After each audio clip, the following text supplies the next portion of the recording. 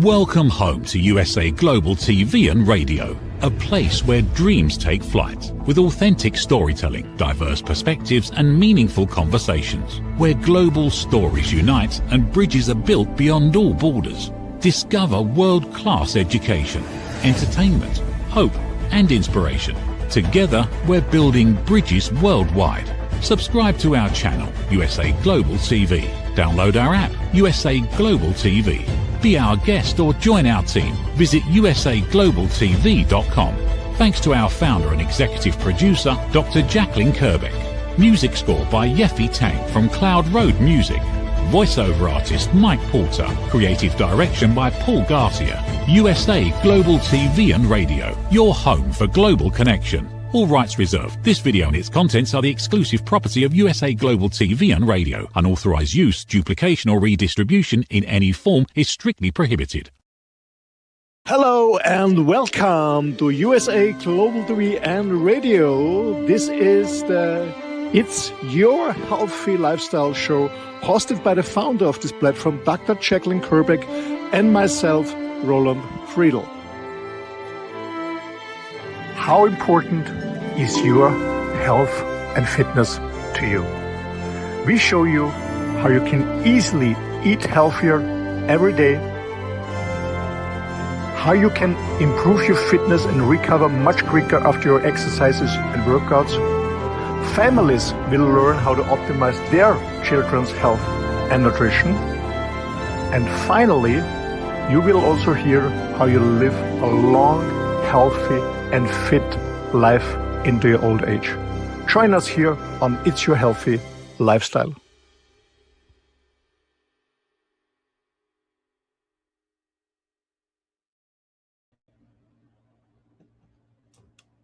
Should I or shouldn't I? Don't do it. You should do it.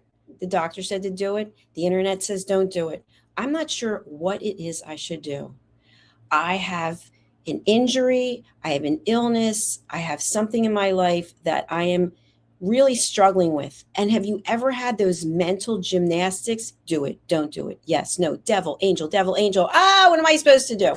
We're going to be exploring that today on It's Your Healthy Lifestyle. I'm Dr. Jacalyn Kerbeck, and if you haven't done so, please subscribe to our YouTube channels, USA Global TV and Radio, and Dr. Jacalyn Kerbeck.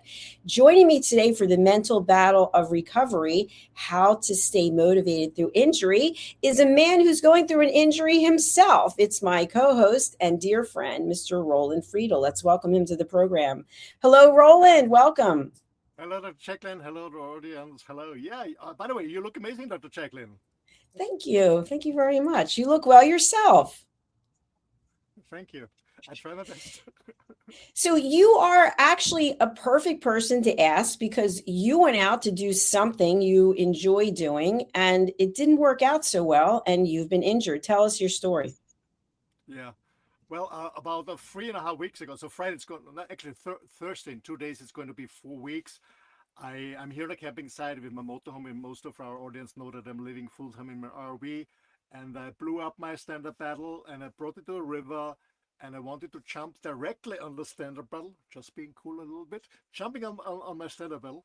What I didn't recognize was slippery, so the stand-up paddle slipped away, and I fall down on a rock, and I broke my right foot. So that would happen almost 4 weeks ago.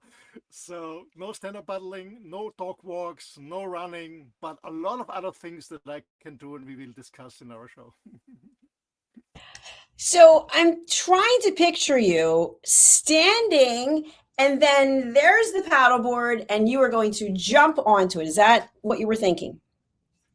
Yeah, I was, the stand-up paddle was on the river already, and I was on the grass, and I jumped from the grass directly on the stand-up paddle, but I didn't get the middle one, so I was a little bit on the backside. That's why the stand-up paddle flipped away, and I fall down on a rock with landing with my right foot, and yeah, it broke. Roland, what is your first memory of when this happened? Because I know you didn't say, okay, well, let's pack it in for a day. I'm going to go home. When that moment occurred and you realized you didn't jump into the middle of the board, what do you remember happening? I remember so stupid. Boy, what the hell are you doing here? That was my first thought. And then I said, okay, it happened.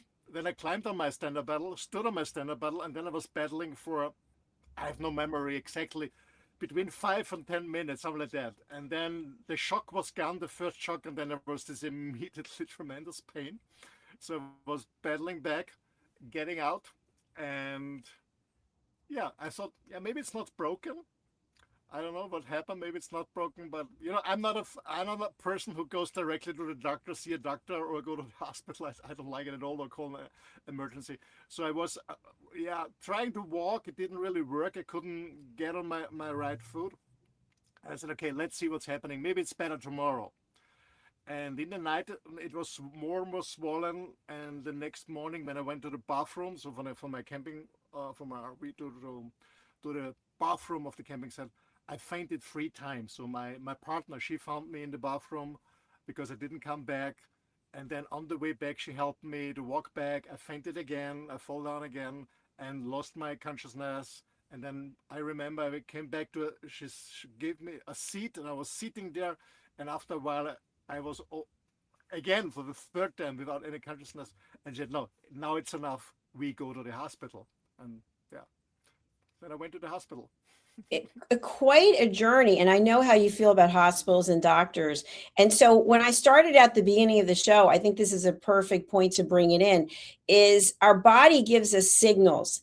And your body was still supporting you for you to paddle for 5 or 10 minutes, right? It didn't shut down. It was like, okay, we got to help this guy get from point A to point B. And then at some point, it's like, hey, buddy, guess what? This isn't working. But we get the information and we still make decisions. I know with myself, with the number of things, it's kind of like, I know I shouldn't do this, but I'm going to do it anyway. The doctor said, don't do this. And I, like you, I don't like medication. I don't like to follow a lot of what I'm told by traditional medicine, because we want to see, is there a holistic approach? Is the body capable of healing itself? And it is, right? In many cases, the body can heal itself. But what was your mental battle at that time when your body was failing you and your partner said, we have to go to the hospital? I said, no, no, no. I said, we have to go because maybe something different happened because you fainted 3 times, and she was really scared. So I went to the hospital with her because she wanted me to go, and because she was really scared what happened. And I'm not a heavy guy, but I'm a trained guy, so I have some weight. I'm 90 kilos. I don't know how much is it in pound. And so it was really difficult to get me on the feet again and get me in a seat. So I went to the hospital with her. I said, okay, let's go. Before I went, I called the insurance company because I'm privately insured. I pay for it myself, cleared everything, if I had to pay in advance, stuff like that. And then we went to the hospital, and I still was thinking, although the pain was so heavy, that I said, no, it's not broken. It's not broken. It's not broken. So I stood positive. But as I said, I don't like hospital. But in general, if any medical professional is listening, first of all, I'm not a medical professional. Secondly, I'm not against medicine. I'm not against hospital. Okay, to state this clear. But I try to avoid it as much as possible for different reasons, of course. No, and yeah, and then I went to the hospital. You sit, you wait to see the doctor, you wait to see the X-ray, you wait to get the blaster cast, and you the X-ray again, then I see the doctor again. And you spend a lot of time in hospital, and I don't like the energy there. So mentally, I didn't feel great. But I have to say, as I've not been alone, so my partner was with me, this was really supportive to me. Thank you for sharing that. And I agree with you. There's definitely a time and place for traditional medicine and for hospitals and doctors. And of course, we respect what the medical profession is doing. But there is a moment when you think, can I handle this myself? And I mentioned to you, I think it was 3 weeks now since I was getting those violent back spasms, which were it was just like my back was locking up and I couldn't even breathe. It was like tiny sips of air. And I said to myself, you probably should go to the hospital. And then I just started processing it, which I shared already, which I don't know how I could get to the hospital. So I'd have to call an ambulance, which means I'd have to call the insurance company, which means the ambulance would have to get access to the building. I mean, on and on and on and on. So I basically just said, okay, enough of the mental gymnastics. I'm going to use some deep breathing to try to calm the spasms down. And then when I have an opportunity to think rationally, because right now I'm in a crisis mode, then I will evaluate. And of course, when I wasn't in pain anymore, I said, no, I'm not going to the hospital. I'm not going to see a doctor. And then it happened 5 nights in a row. And then fortunately, I really felt like, because I took magnesium, that had an impact, although people are telling me that has nothing to do with it. But I think there is a certain amount of healing we can do mentally, that our body will start to heal itself. But at some point, that might not be the case. But I want to focus on now the fact that you are a very active person. You have a beautiful dog. You love walking your dog. You love working out. You're just a physical guy. And now you had to sit and are sitting still in a chair. So when did you start to feel angry, if you did? Actually, when I came back from the hospital. Oh my gosh! I said that I can stand a lot of stuff, but I walk my dog every morning an hour and a half. I do my 15 to 20,000 steps a day. I said, I'm not a sitting person, my body's not designed, or generally our bodies are not designed to sit. I have to sit the whole day. My gosh, my gosh, my gosh. I cannot walk. This was one thing. I was really fed up. And the second thing is, it's really hard for me, to be honest.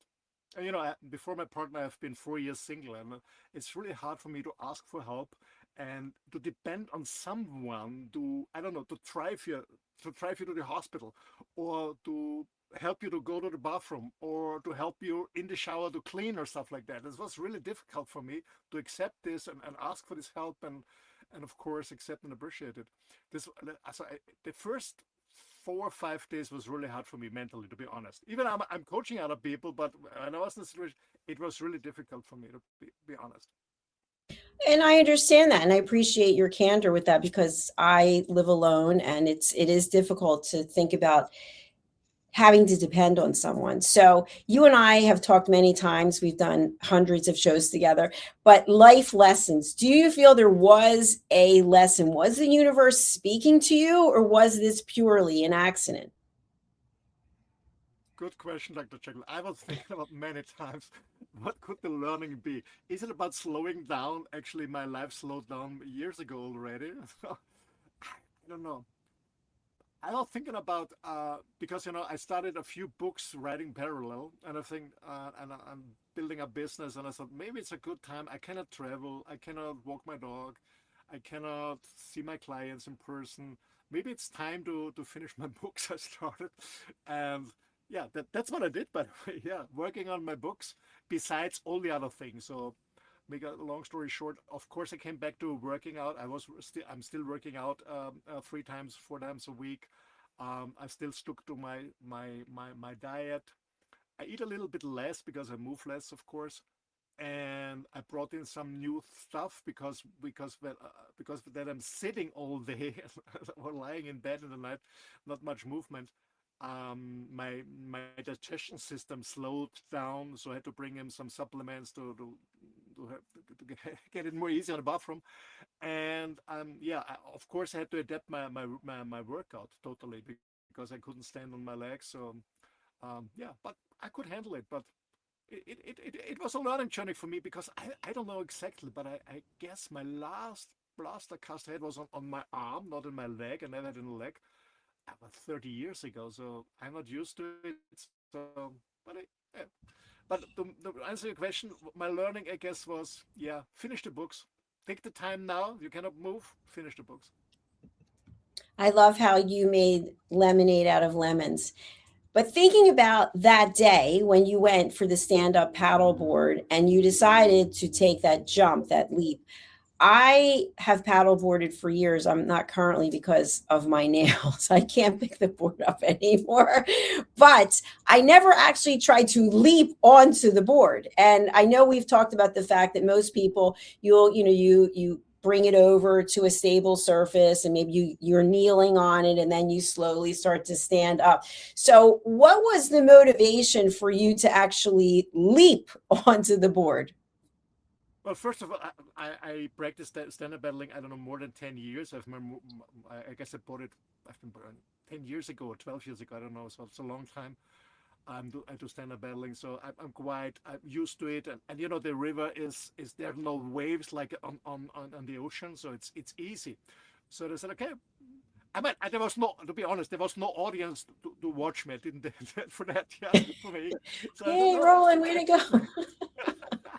look at this old guy, still cool. No, that Ooh. was not my motivation. No, so I brought it on the river and it's down there. I said, okay, let's jump on it and go directly because there are some people stand up paddling, but I don't know why, but I'm here now for 4 weeks. I never saw anyone standing on the stand up, they're all kneeing. I don't know why. So I stood up because I'm used to stand even when there are waves in the ocean. So yeah, I'm an advanced stand-up paddler, calling it like this. So I said, okay, let's jump on it and go directly. You know, it's not the first time that I did it like this way, to be honest. So, knowing that you have experience, and again, we're always just searching, is there a hidden meaning? What are your thoughts now when you get the cast off and the next time you go to do stand-up paddleboarding? Will you jump onto the board again? Yeah, of course. But I love it. maybe on a different spot where there's no rocks behind. You put like an X on there. That's where you have to leap onto it. But you know what, Dr. Jacalyn, the interesting thing is I was really pissed off, you know. And then my stand-up paddling was leaning on the caravan. And I guess it was on the second day. I was sitting outside. I was reading a book together with my partner. We had a cup of coffee, and then there was a noise like, you know, like the air suspension of a truck is broken. So there's this noise, and we said, "What is it?" We didn't see anything, and a few years later, there was the stand-up paddle opened, and it's a hole there, and all the air is gone. So the stand-up paddle is rotten. So I don't miss stand-up paddling at all because my leg is broken. The stand-up paddle is rotten. A friend of mine at the moment is repairing it. So I don't know. They're both There's broken. There's definitely a lesson there. I think stand-up paddleboarding is a lot of fun and it is challenging, especially if you are in the ocean or you're in a waterway that's going close to the ocean. But I always found that my toes would get numb because I'm gripping onto it so strongly. And of course, I never wanted to fall off. I think I fell off one time in all the years that I did it, but I didn't want to fall off because I don't actually want to be in the water because I'm afraid of fish, which is another whole story. But let's go back to the mental battle of recovery because I think this is really important. Something happens that takes us out of our typical daily routine. And all of a sudden, we are now confronted with the fact that we have to basically reinvent ourselves. And for some people, they never get past the anger. Why me? This isn't my fault. This was because of this and that and the other. And so they spend so much time in that negative place that they're not exploring, well, what positive could come out of this? And so you took that ball and you literally ran with it and decided to focus on your writing. So, what if you hadn't had the ability to write your books? What else might you have done for people? Let's say they don't write books. People are watching this and they're thinking, well, yeah, I'm not actually writing a book. What else can people do if they break a leg? Well, I mean, you still can work out. That's what I mentioned in the beginning. I still continue with my workout. Of course, I had to adapt it. I couldn't do my military push-ups, my squats for the real love. So, but I could work with my kettlebells, my upper body, my arms. I was also lying on the ground and you know and lifting my legs and stuff like that. So, what was possible, I did, and I still do. That's one thing. So I continued my workout. As I said, I cannot walk around. That's impossible. Um, Instead of writing books, I mean, you can read. Maybe you can take your time and read. Maybe you can take time and call friends you didn't, or family you didn't call a long time, or write them a letter, or maybe you have an argue with someone and it's time to say I'm sorry. or maybe you can start writing a book or painting, or I don't know, whatever you. And there's so many options you can do.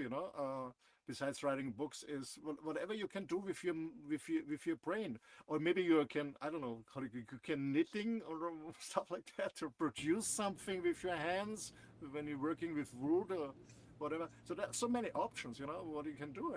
And maybe the best thing, if you don't have an idea, I ask AI and said, okay, I have insured this and this. I have maybe a plaster cast in my arm, in my leg, whatever. Give me some choices I can do the next 3-4 weeks, because I cannot walk or I cannot use my left arm or my right arm or whatever. Give me some choices. Why not asking AI? Great suggestions. I think it's a time where we can tap into our creativity, or maybe to evaluate what it was that we've been doing. So I mentioned to you about the back spasms, and what ended up happening was I spoke to someone at the gym, and this person said, do you do any stretching? And I said, zero, the big zip. No stretching, no yoga. I don't do any of it anymore.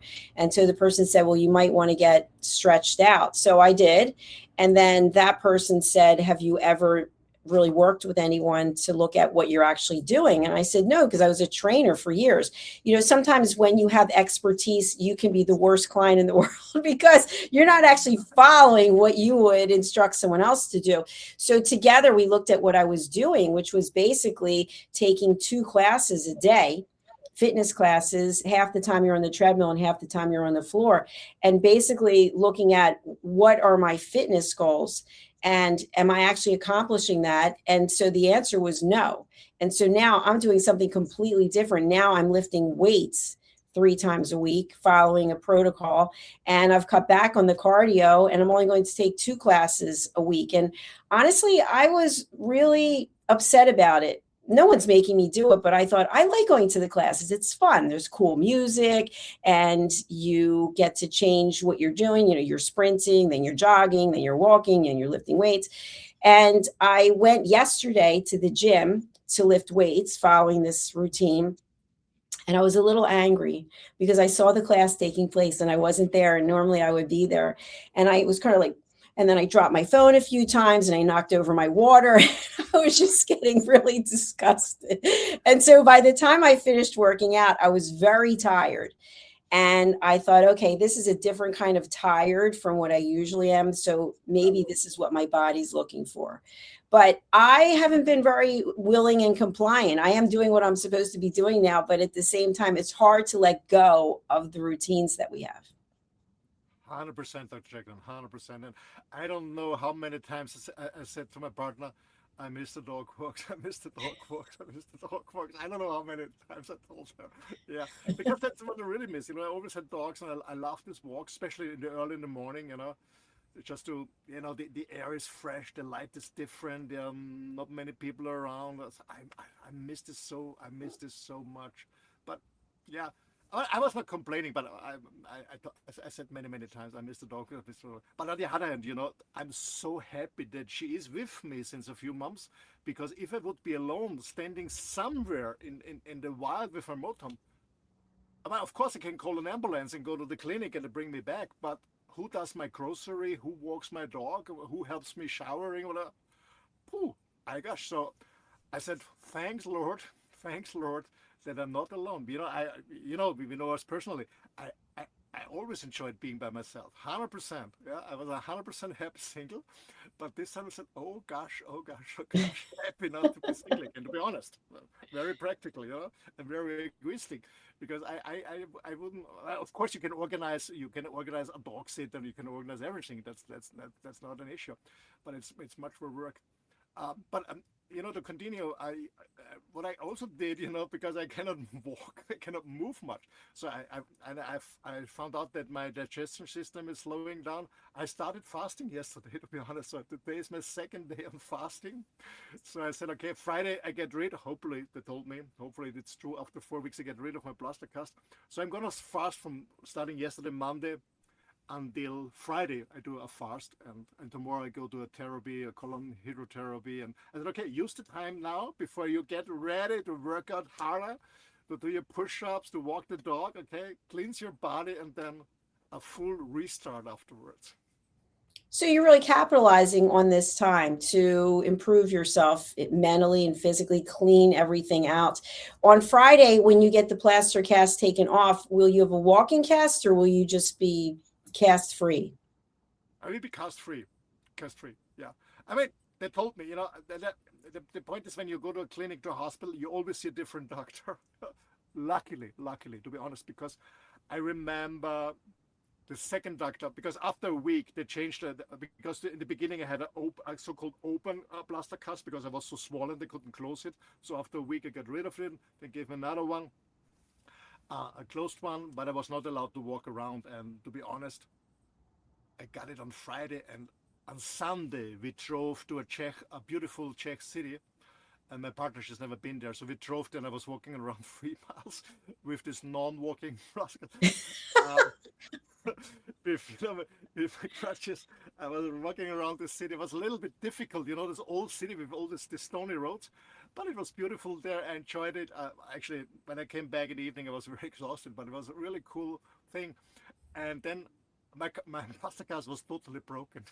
I was going to say it's got to be ruined, shreds. So and how are your underarms from the crutches? Don't they hurt? No.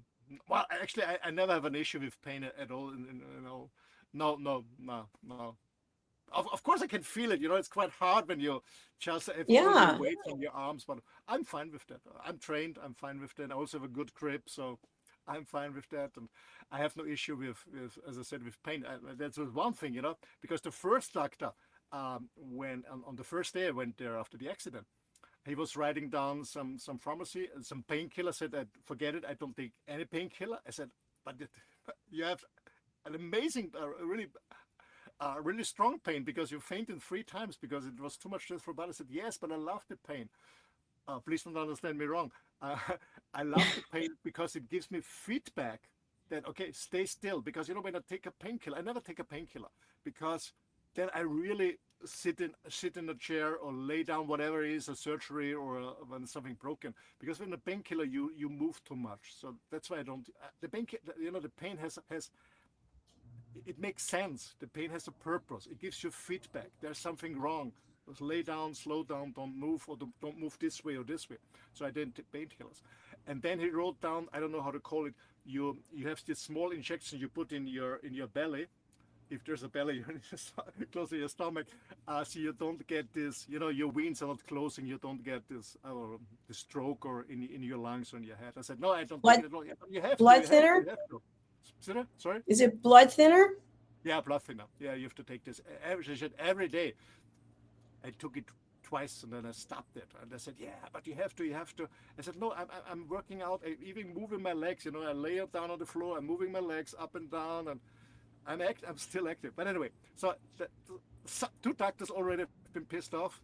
And then I came back to the hospital and said, you have to change my I said, is it?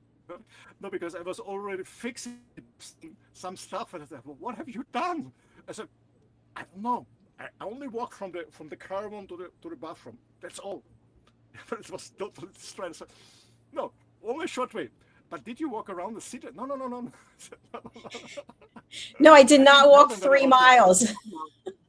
I didn't talk a lot. And it broke 2 times, And then I had to get again. And then there was a lady who did this plus. I said, wow, it looks crazy. What are you doing? I said, look, only 400 or 500 steps a day from the caravan to the bathroom. Because when I move more, I switch my step count off. Yes, I figure that. And maybe they just didn't put that cast on properly. Who knows what the reason could be? I don't know. But it's again broken, but I don't get rid of it anyway on Friday. So you really have made the best of me. I mean, that's impressive to be on crutches and walk 3 miles. Especially on those cobblestone streets, that's very difficult. So kudos to you. So you're now fasting, and to some people that is a concept that they don't understand and don't want to know anything about. And you've done a number of shows on water fasting. What are some of the benefits that you feel you are getting by fasting right now? Well, first of all, the reasons why I started fasting, it's not only because of the accident, it's because the last weeks I had too many carbs. I mean, not many carbs, but for because I'm a low carb or mostly a carnivore, so too many carbs. I had, I guess, one time a pizza and one pasta, bread, and almost every day a piece of cookie or a piece of cake. So yeah, but because my auntie was baking, then my partner was baking, her daughter was baking, and I cannot say no. So I felt a little bit fatigued. Maybe it was a little bit because I was frustrated in the first week after the accident. A little bit because I was like, okay, and it's a good time, to start fasting because I cannot walk. I don't go to restaurants. I go to see friends. So it's a good time to start a fast. Actually, tomorrow, Wednesday, when we go to this colon hydrotherapy, it's a good time because it's full moon tomorrow here. So it's all good. So, and I did my last fast in April, March or April. I don't remember. When I was in Italy, I did my last fast. So I do it 3 to 4 times a year. I do a fast. Mostly it's a 5 days fast. And mostly water fast, or I do a sardine fast. This time it's a water and tea fast. But I have to be honest, I made some videos. I have a coffee in the morning. I have a small coffee in the morning because I know that if I don't have a coffee, my headache is too painful because yeah, I'm a little bit. I guess I'm a little bit addicted to coffee. So I take a small coffee in the morning, but the rest of the day just water, tea, and we have in the evening. I want something warm. We have a miso soup. This Japanese Mm-hmm. miso paste, but just a paste in the soup, so there's nothing to chew or something. So we drink this warm, because I got some problems with my system. And I said, okay, because I drink so much water, I go many times to the bathroom. I guess I washed out a lot of minerals and salt.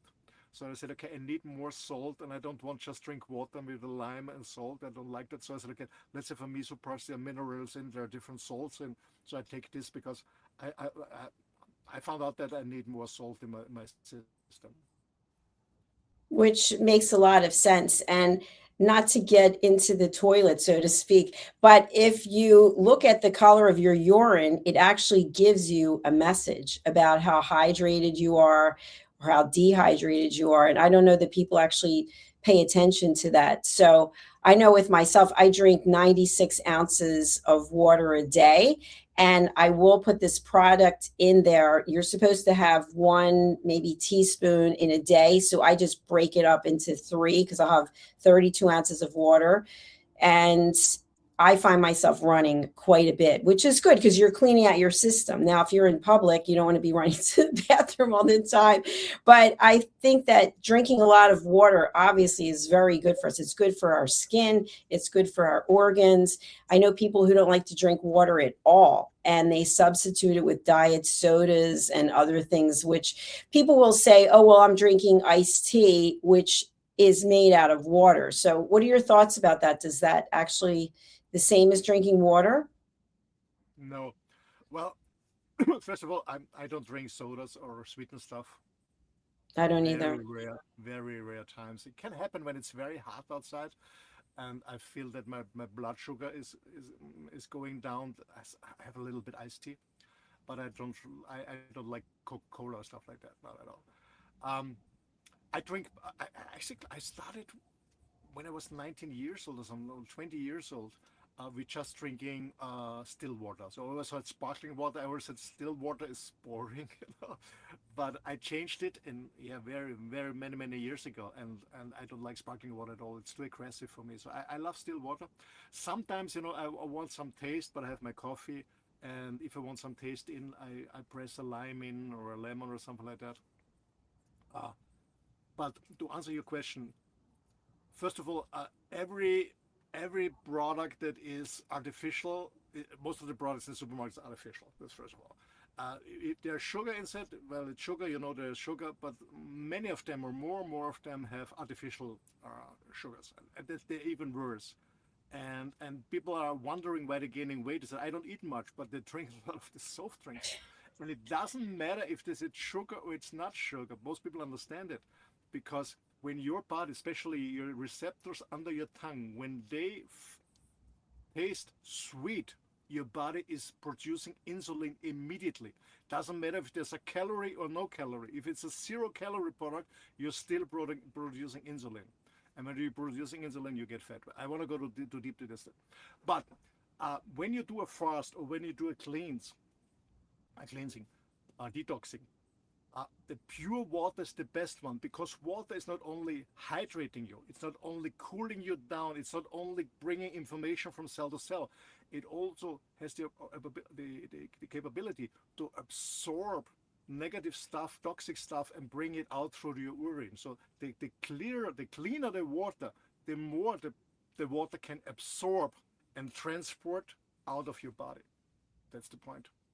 That's why pure water is even better than tea, but sometimes I have a herbal tea because I want some taste. But the cleaner the water, the purer the water, the more your water can transport out of your body.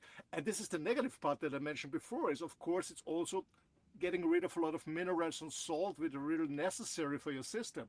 So you have to take supplements, or like normally I take supplements, but they're all in my motorhome and I cannot pick up my motor because I cannot drive. I'm the caravan of my partner. So that's why I do this miso soup to get some salt or minerals. Yeah, but pure water is the best one.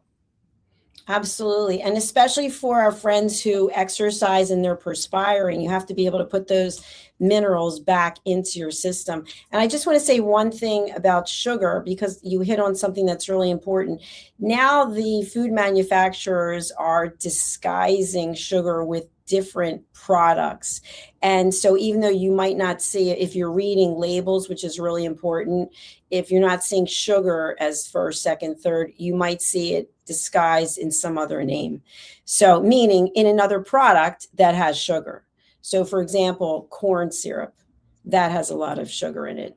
And people might not think of that. So I would, if you're interested in your health, I would definitely start reading labels. And instead of just focusing on the calories, I would look at what are the actual contents. And so people will say, oh, well, it has 0 calories, 0 fat, but can you please explain to me what is actually in it? There are these long chemicals that you have no idea what they are. They're not natural. You can't go in the farm or in the ground and pull them out and go, I'm eating this. They were all manufactured in a lab somewhere. So how could that be good for us? 100%. And as you mentioned, industry is always finding new words and new ways to bring a kind of sugar into the product.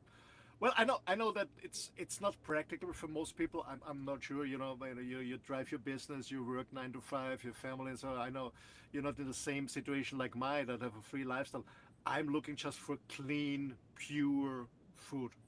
So I don't go to the supermarkets. I don't buy processed food and stuff like that. So I don't care about calories. I don't care about ingredients or about sugar, or maybe they bring some insects in or GMO stuff or whatever, because I don't buy in general not food that could be poisoned by sugar, artificial sweeteners, or coloring or whatever, because I don't buy it at all.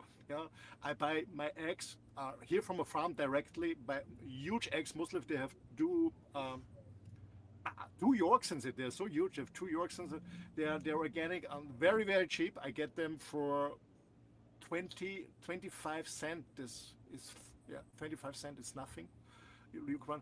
I get my meat from my friend who has 180 Black Angus cattle. So he's slaughtering once a month. I get my things there. I have another friend who has a huge herd of goats. I get my goat meat there and stuff like that. I get my honey from somebody I know. So that's most of my food. So I'm not absolutely concerned what the industry is doing, because I don't buy the products. But I know that most people do, and especially for families, with small kids, they see commercials, or they see their buddies in school or in kindergarten, they have this or this and this. I know as a parent it's quite difficult, but really take care what's inside. My tip is always, when a product has more than 5 ingredients, if possible, stay away. Stay away. Stay away. And I think you've hit on some really good points. Not everyone has a free lifestyle, right? Not everyone is able to get their eggs fresh from the farm. But I think it's also about the choices we make. I know on Saturday I was out doing some errands and I didn't get to eat dinner and I was very hungry and I don't eat after 7 o'clock at night. And I thought, I am starving. You know, you feel like if you don't get food, you can't function, which is not true because we know it's all psychological. And I was driving past this fast food place and I thought, I haven't eaten fast food in I don't even know how long.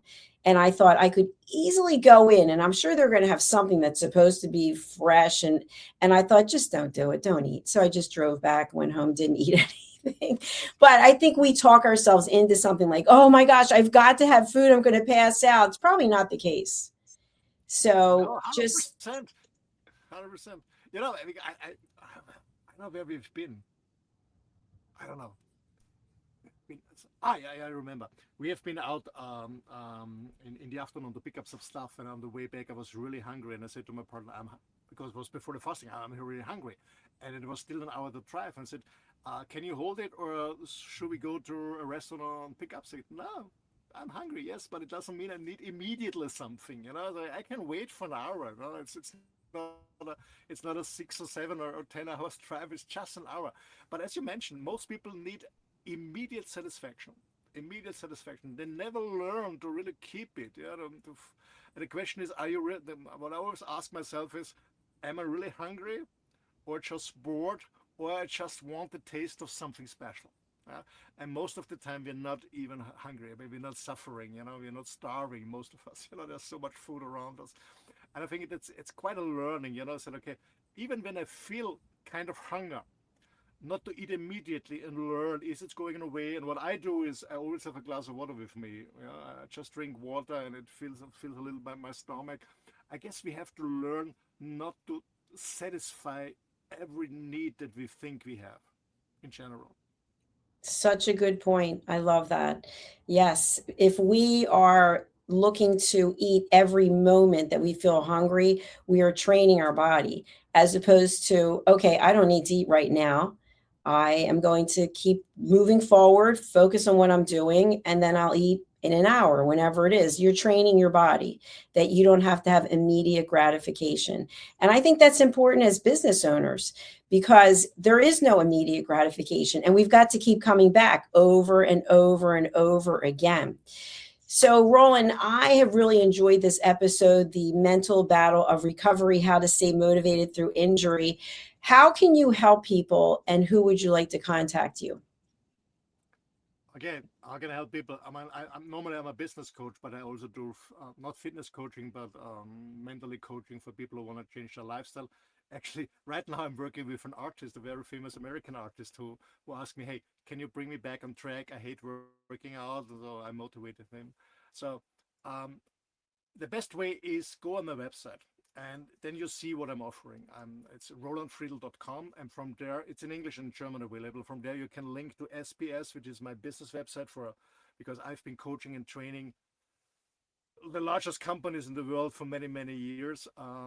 Tech companies, most of the time. I do one-to-one coaching with individual clients.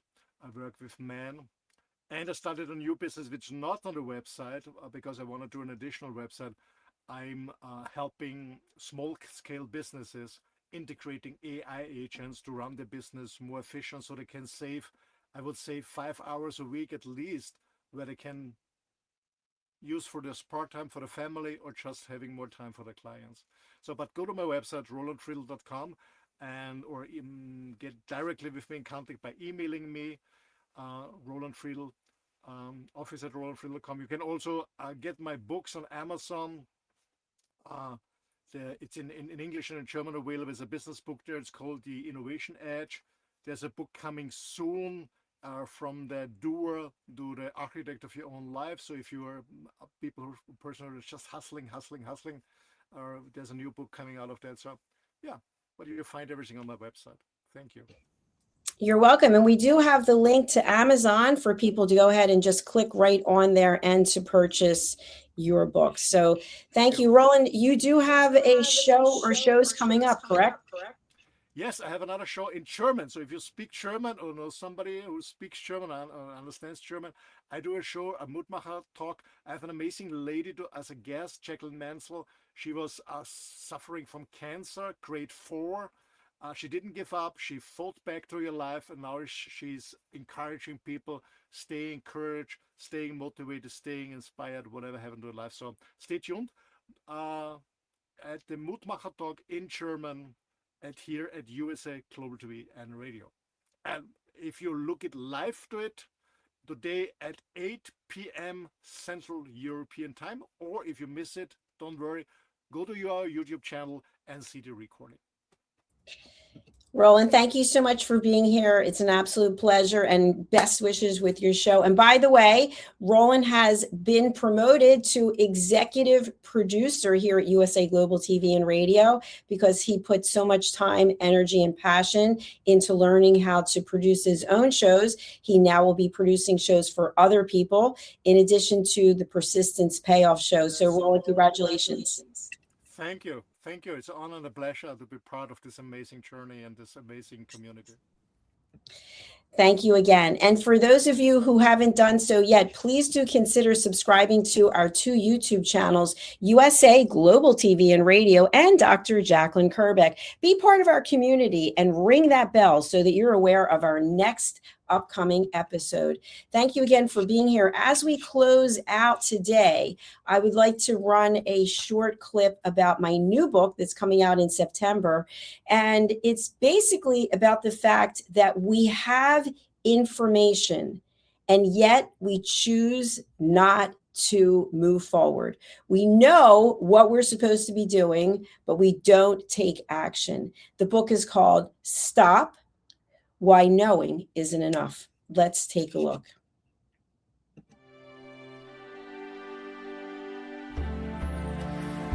Every day, we wake up knowing what we should do.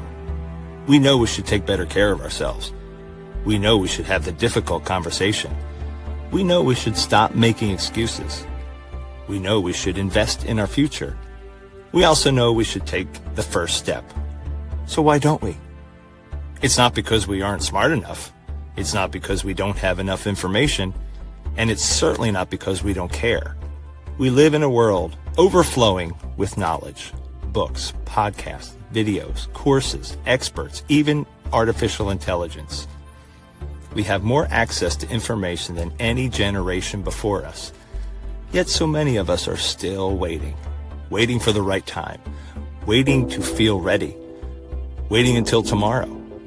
But tomorrow becomes next week becomes next year, and before you know it, another opportunity has passed us by. The truth is, knowing has never been the finish line. It's only the starting line. Our lives don't change because we know more. Our businesses don't grow because we know more. Our relationships don't improve because we know more. And our health doesn't transform because we know more. Everything changes when we act. When we choose courage over comfort, progress over perfection, action over intention. The question isn't, what else do we need to know? The question is, what are we going to do with what we already know? Stop. Why Knowing Isn't Enough by Dr. Jacalyn Kerbeck. Because knowing opens the door. Action changes your life. Available September 2026.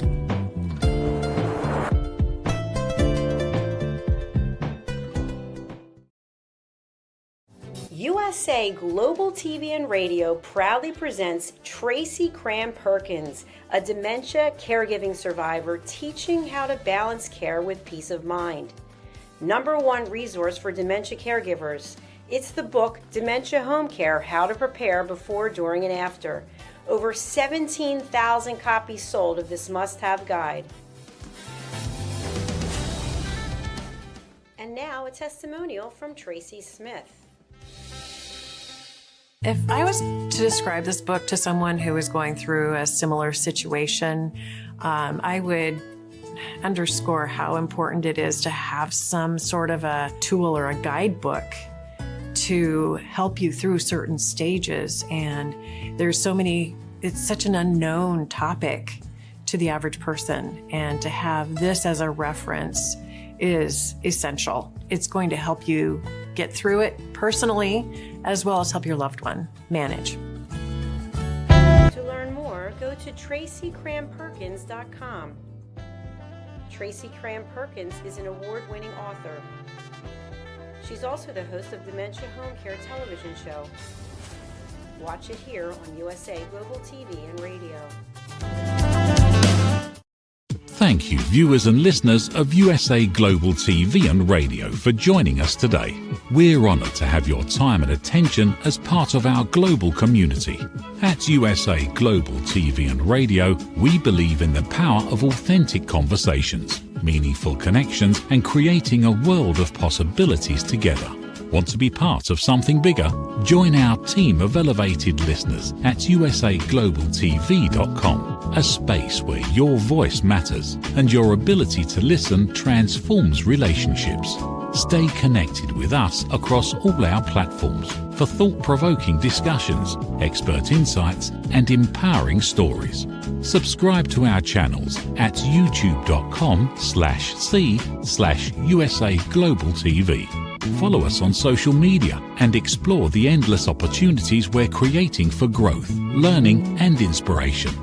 Together, we're not just broadcasting, we're building bridges and changing lives one conversation at a time. For inquiries, contact us at info@usaglobaltv.com. Produced by Executive Producer and Director Dr. Jacalyn Kerbeck. Voiceover by Mike Porter. Creative direction by Paul Garcia. All rights reserved. Visit usaglobaltv.com to view our full terms and conditions.